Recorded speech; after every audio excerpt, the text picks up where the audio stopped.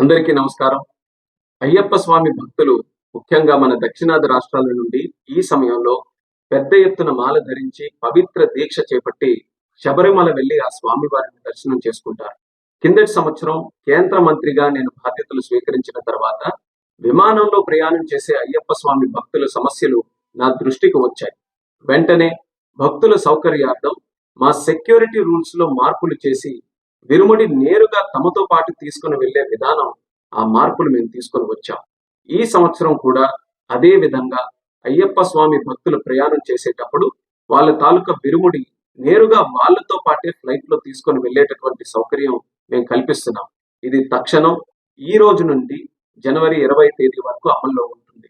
అంటే మండలం నుంచి మకర విలక్కు కాలం వరకు కూడా ఈ సౌకర్యం అయ్యప్ప స్వామి భక్తుల్ని దృష్టిలో పెట్టుకొని కల్పించడం జరుగుతుంది.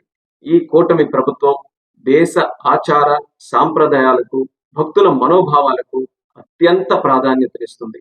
అందుకే ఎవరికి ఇబ్బంది కలగకుండా ఉండాలనే ఆలోచనతో భద్రతా నియమాలు పాటిస్తూ మా మినిస్ట్రీ ఆఫ్ సివిల్ ఏవియేషన్ ద్వారా ఈ నిర్ణయం మేము తీసుకున్నాం. దీన్ని భక్తులందరూ కూడా సద్వినియోగం చేసుకుంటారని, మీ అయ్యప్ప స్వామి దీక్ష విజయవంతంగా జరగాలని, స్వామి తాలూకు ఆశీస్సులు పొంది అందరికీ కూడా మంచి జరగాలని ఈ సందర్భంగా కోరుకుంటున్నాను. నమస్కారం. ఓం స్వామియే శరణమయ్య.